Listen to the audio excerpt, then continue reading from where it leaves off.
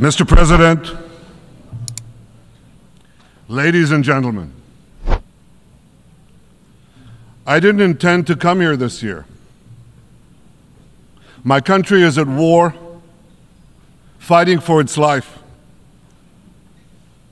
But after I heard the lies and slanders leveled at my country by many of the speakers at this podium, I decided to come here and set the record straight.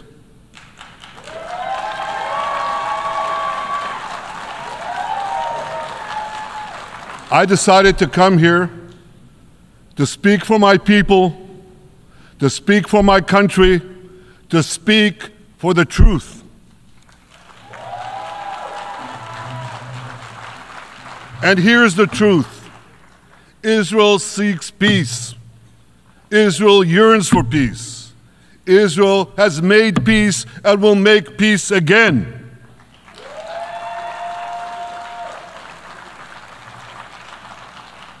Yet we face savage enemies who seek our annihilation, and we must defend ourselves against these savage murderers. Our enemies seek not only to destroy us, they seek to destroy our common civilization and return all of us to a dark age of tyranny and terror. When I spoke here last year, I said we faced the same timeless choice that Moses put before the people of Israel thousands of years ago. As we were about to enter the Promised Land, Moses told us that our actions will determine whether we bequeath to future generations a blessing or a curse. And that is the choice we face today. The curse of Iran's unremitting aggression, or the blessing of a historic reconciliation between Arab and Jew. In the days that followed that speech, the blessing I spoke of came into sharper focus. A normalization deal between Saudi Arabia and Israel seemed closer than ever. But then came the curse of October 7th. Thousands of Iranian-backed Hamas terrorists from Gaza burst into Israel in pickup trucks, on motorcycles, and they committed unimaginable atrocities. They savagely murdered 1,200 people. They raped and mutilated women. They beheaded men. They burned babies alive. They burnt entire families alive, babies, children, parents, grandparents, in scenes reminiscent of the Nazi Holocaust. Hamas kidnapped 251 people from dozens of different countries, dragging them into the dungeons of Gaza. Israel has brought home 154 of these hostages, including 117 who returned alive. I want to assure you, we will not rest until the remaining hostages are brought home too. And some of their family members are here with us today. I ask you to stand up.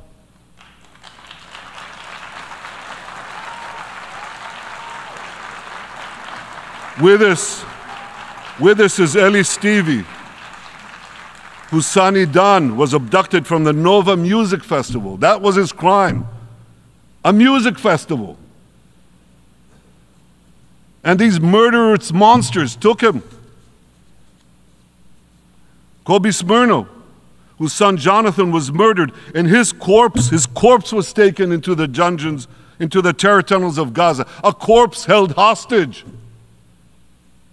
Salim al-Atrash, whose brother Muhammad, a brave Arab Israeli soldier, was murdered.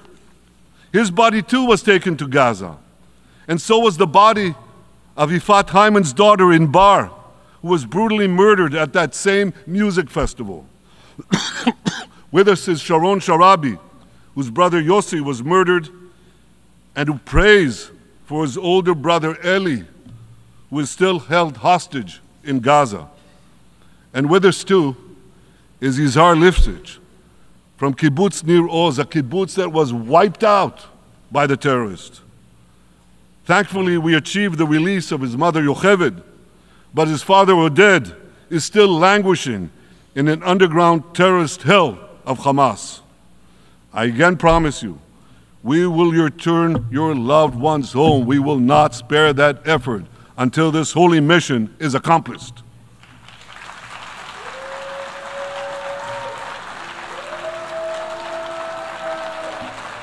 Ladies and gentlemen, the curse of October 7th began when Hamas invaded Israel from Gaza, but it didn't end there. Israel was soon forced to defend itself on 6 more war fronts organized by Iran. On October 8th, Hezbollah attacked us from Lebanon. Since then, they fired over 8,000 rockets at our towns and cities, at our civilians, at our children. 2 weeks later, the Iran-backed Houthis in Yemen launched drones and missiles at Israel, the first of 250 such attacks, including one yesterday aimed at Tel Aviv. Iran's Shiite militias in Syria and Iraq have targeted Israel dozens of times over the past year as well. Fueled by Iran, Palestinian terrorists in Judea and Samaria perpetrated scores of attacks there and throughout Israel. And last April, for the first time ever, Iran directly attacked Israel from its own territory, firing 300 drones, cruise missiles, and ballistic missiles at us. I have a message for the tyrants of Tehran. If you strike us, we will strike you. There is no place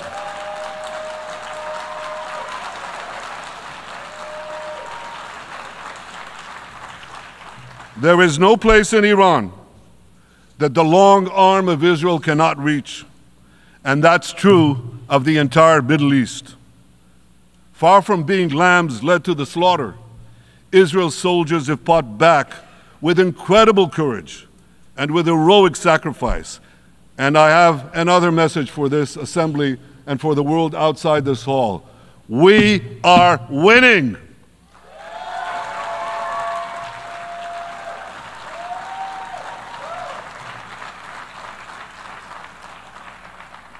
Ladies and gentlemen, as Israel defends itself against Iran in the seven-front war, the line separating the blessing and the curse could not be more clear.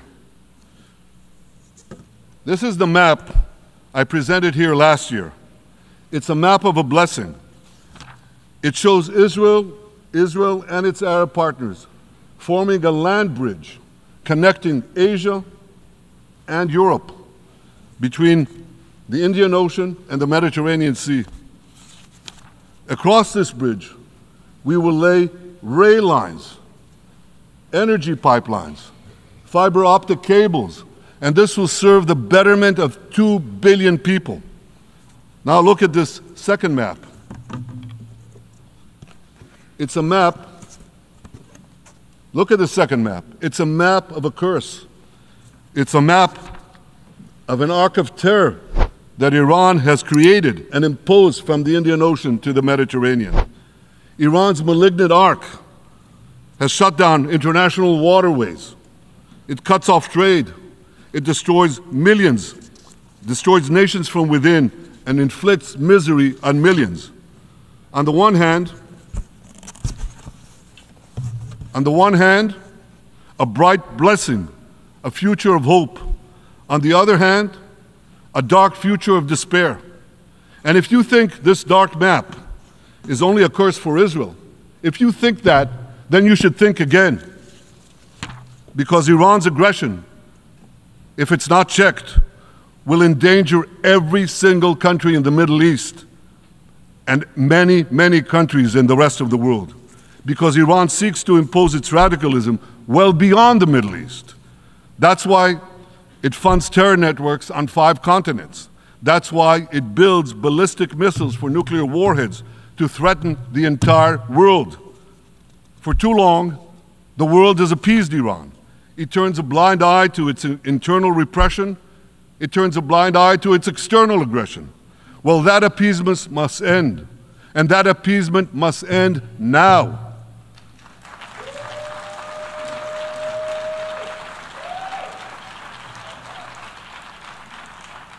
Nations of the world should support the brave people of Iran who want to rid themselves of this evil regime. Responsible governments should not only support Israel in rolling back Iran's aggression, they should join Israel.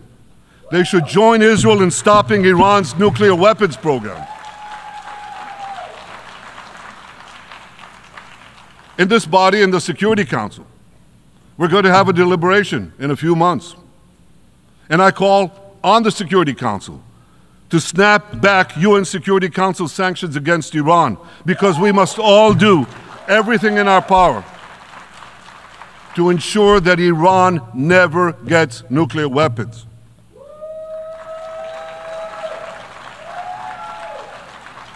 For decades, I've been warning the world against Iran's nuclear program. Our actions delayed this program by perhaps a decade, but we haven't stopped it. We've delayed it, but we haven't stopped it. Iran now seeks to weaponize its nuclear program for the sake of the peace and security of all your countries. For the sake of the peace and security of the entire world, we must not let that happen. And I assure you, Israel will do everything in its power to make sure it doesn't happen.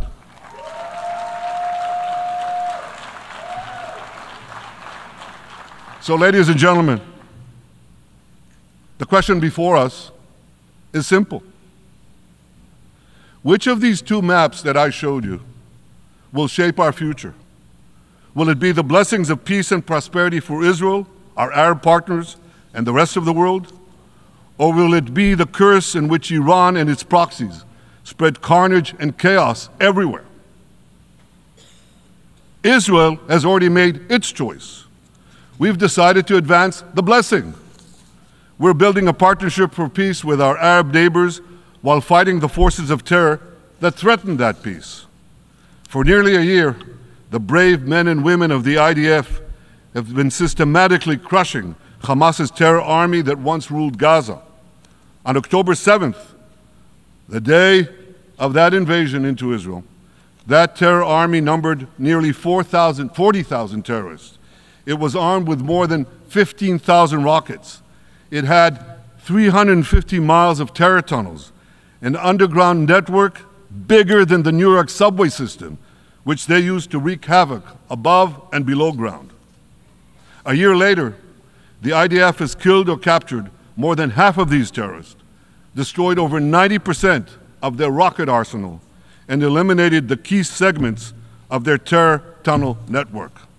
In major military operations,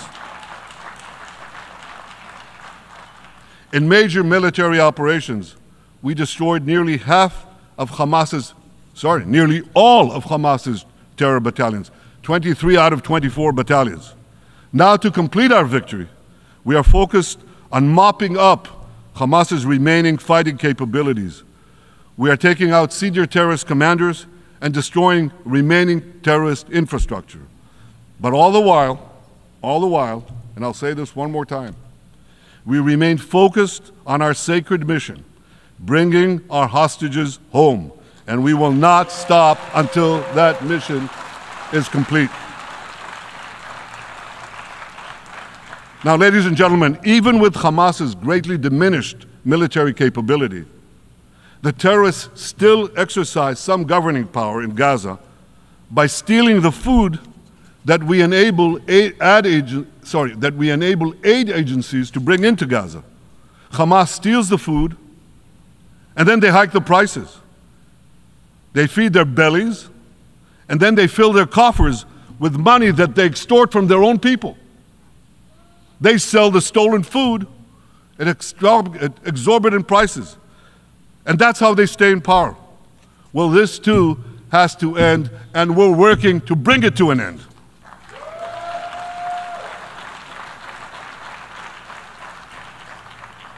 And the reason is simple.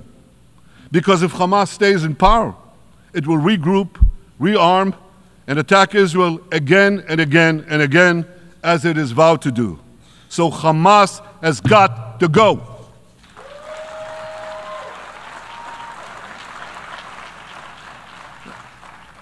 Just imagine For those who say, well, Hamas has to stay, it has to be part of a post-war Gaza, imagine in a post-war situation in World War II, imagine allowing the defeated Nazis in 1945 to rebuild Germany. It's inconceivable, it's ridiculous. It didn't happen then, it's not going to happen now.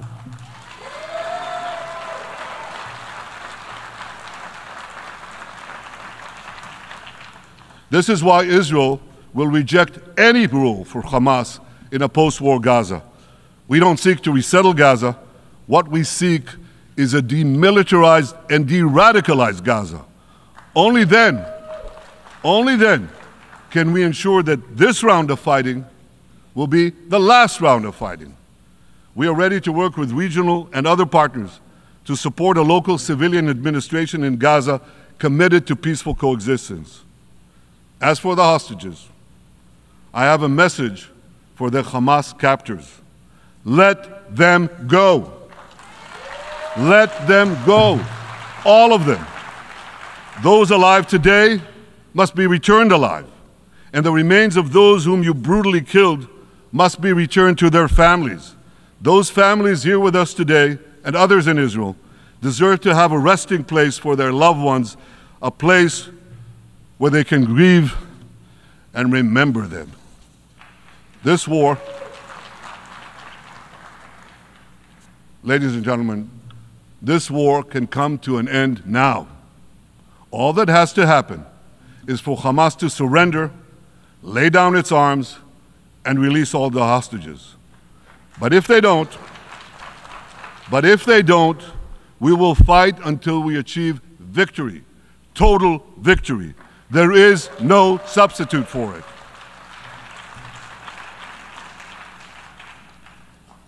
Israel must also defeat Hezbollah in Lebanon. Hezbollah is the quintessential terror organization in the world today. It has tentacles that span in all continents.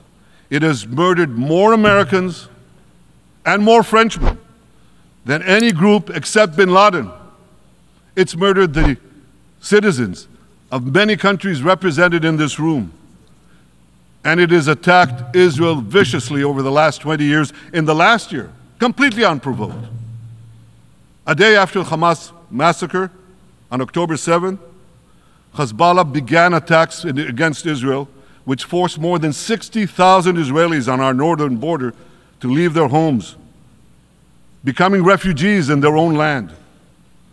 Hezbollah turned vibrant towns in the north of Israel into ghost towns. So I want you to think about this in equivalent American terms. Just imagine if terrorists turned El Paso and San Diego into ghost towns. Then ask yourself, how long would the American government tolerate that?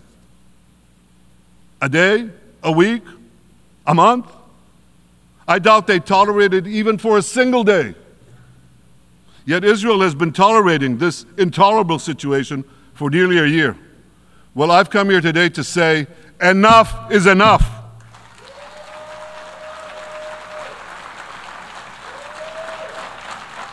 We won't rest until our citizens can return safely to their homes. We will not accept a terror army perched on our northern border, able to perpetrate another October 7th style massacre. For 18 years, Hezbollah brazenly refused to implement UN Security Council Resolution 1701, which requires it to move its forces away from our borders. Instead, Hezbollah moved right up to our border. They secretly dug terror tunnels to infiltrate our communities and indiscriminately fired thousands of rockets into our towns and villages. They fire these rockets and missiles not from military sites, not from that. They do that too. But they fire those rockets and missiles after they place them in schools, in hospitals, in apartment buildings, and in the private homes of the citizens of Lebanon. They endanger their own people. They put a missile in every kitchen, a rocket in every garage. I said to the people of Lebanon this week, Get out of the death trap that Hezbollah has put you in. Don't let Nasrallah drag Lebanon into the abyss. We're not at war with you. We're at war with Hezbollah, which has hijacked your country and threatens to destroy ours. As long as Hezbollah chooses the path of war, Israel has no choice, and Israel has every right to remove this threat and return our citizens to their homes safely. And that's exactly what we're doing.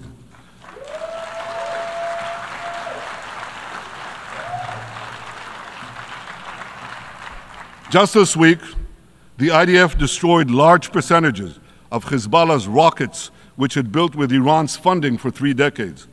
We took out senior military commanders who not only shed Israeli blood, but American and French blood as well.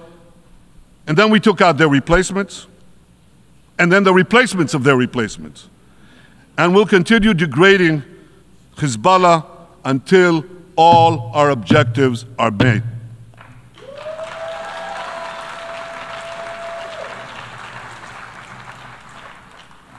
Ladies and gentlemen, we're committed to removing the curse of terrorism that threatens all civilized societies. But to truly realize the blessing of a new Middle East, we must continue the path we paved with the Abraham Accords 4 years ago. Above all, this means achieving a historic peace agreement between Israel and Saudi Arabia.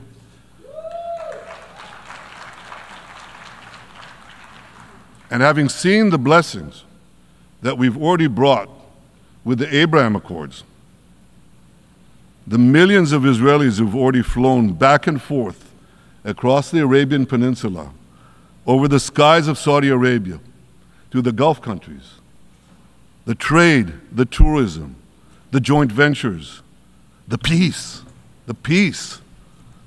I say to you, what blessings such a peace with Saudi Arabia would bring. It would be a boon to the security and economy of our 2 countries. It would boost trade and tourism across the region.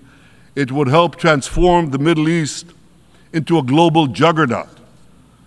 Our 2 countries could cooperate on energy, water, agriculture, artificial intelligence, and many, many other fields.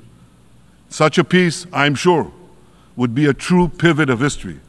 It would usher in a historic reconciliation between the Arab world and Israel, between Islam and Judaism, between Mecca and Jerusalem. While Israel is committed to achieving such a peace, Iran and its terror proxies are committed to scuttling it. That's why one of the best ways to foil Iran's nefarious designs is to achieve the peace. Such a peace would be the foundation for an even broader Abrahamic alliance. And that alliance would include the United States, Israel's current Arab peace partners, Saudi Arabia, and others who choose the blessing of peace. It would advance security and prosperity across the Middle East and bring enormous benefits to the rest of the world. With American support and leadership, I believe this vision can materialize, and much sooner than people think. And as the Prime Minister of Israel, I will do everything in my power to make it happen. This is an opportunity that we and the world should not let go by.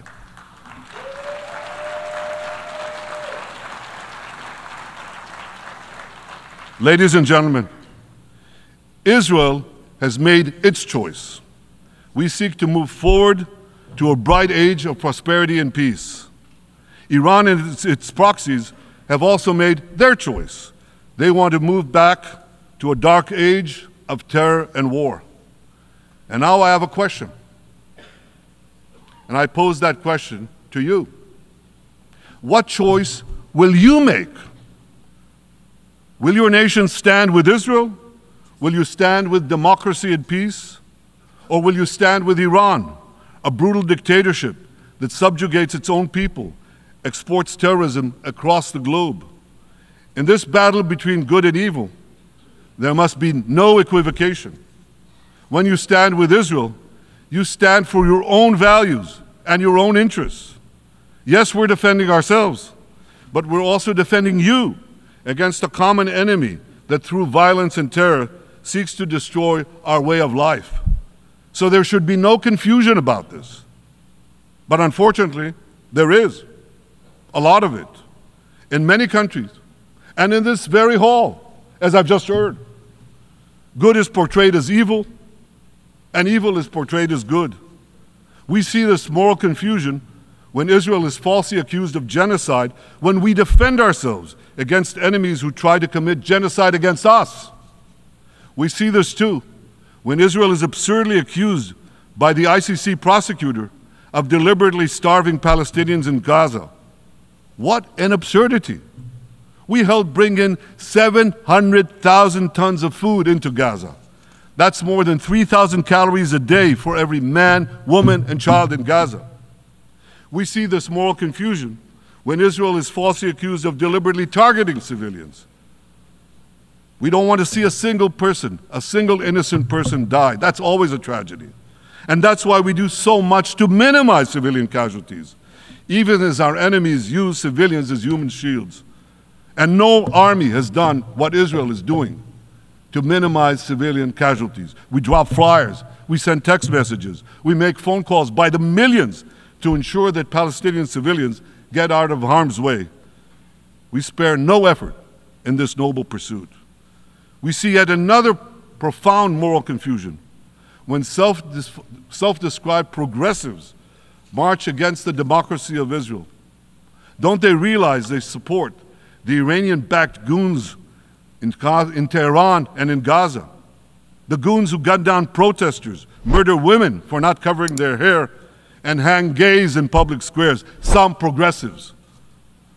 According to the US Director of National Intelligence, Iran funds and fuels many of the protesters against Israel. Who knows, maybe some of the protesters, or even many of the protesters outside this building now. Ladies and gentlemen, King Solomon, who reigned in our eternal capital, Jerusalem, 3,000 years ago, proclaimed something that is familiar to all of you. He said, "There is nothing new under the sun." Well, in an age of space travel, quantum physics, and artificial intelligence, some would argue that's a debatable statement. But one thing is undeniable. There is definitely nothing new at the United Nations.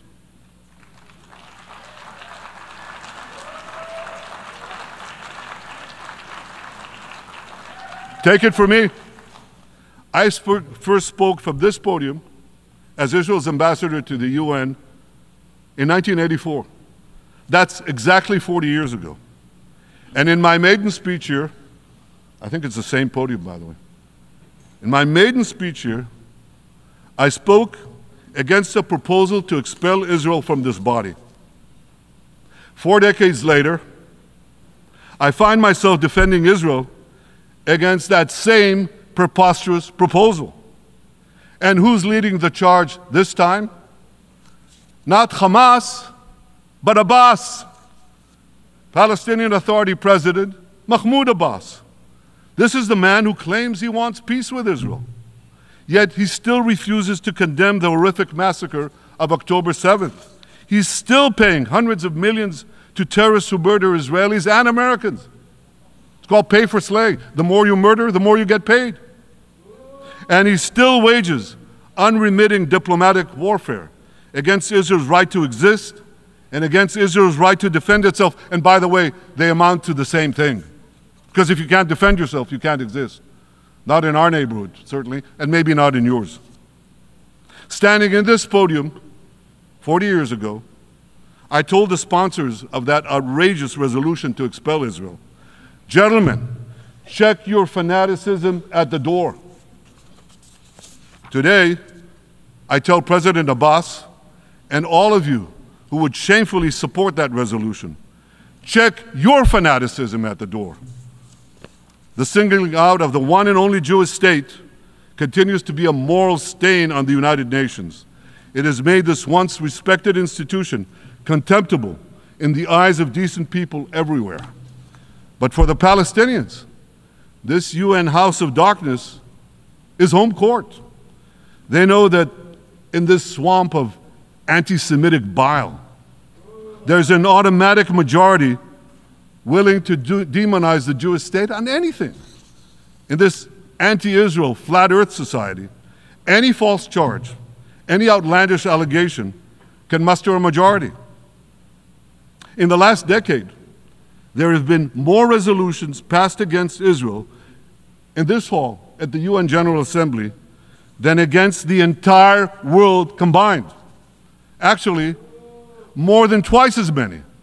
Since 2014, this body condemned Israel 174 times. It condemned all the other countries in the world 73 times. That's more than 100 extra condemnations for the Jewish state. What hypocrisy, what a double standard, what a joke. So the UN's hostility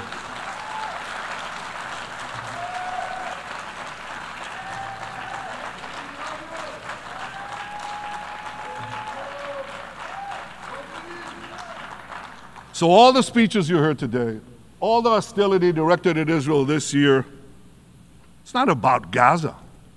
It's about Israel. It's always been about Israel's very existence.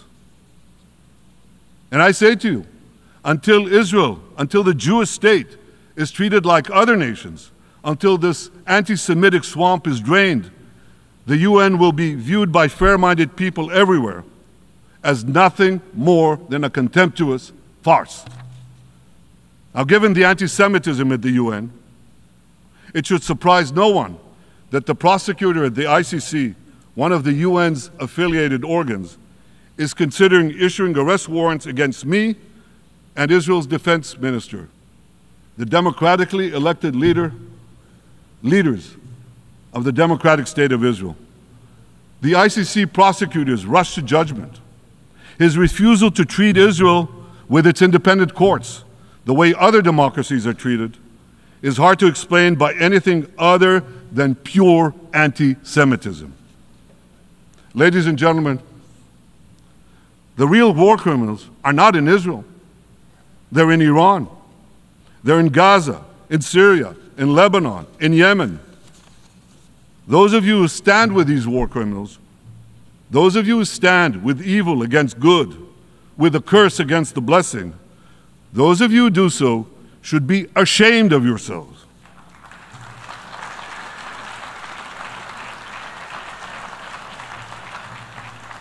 But I have a message for you.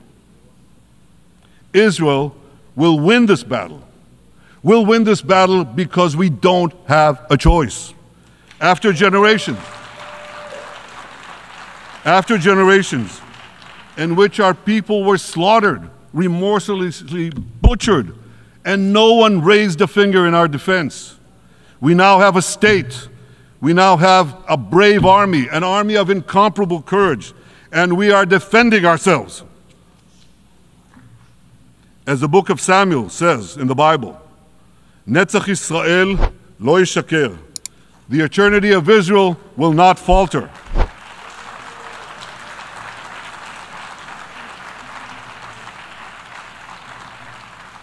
In the Jewish people's epic journey from antiquity, in our odyssey through the tempest and upheavals of modern times, that ancient promise has always been kept, and it will hold true for all time. To borrow a great poet's phrase, Israel will not go gently into that good night. We will never need to rage against the dying of the light, because the torch of Israel will forever shine bright.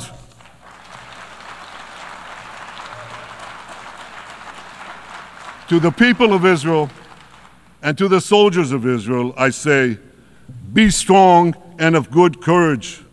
חזקו ואמצו ואל תיראו מפניהם, כי אדוני אלוהיך הוא ההולך עמך, לא ירפך ולא יעזבך. Am Yisrael Chai, the people of Israel live, now, tomorrow, forever. Thank you.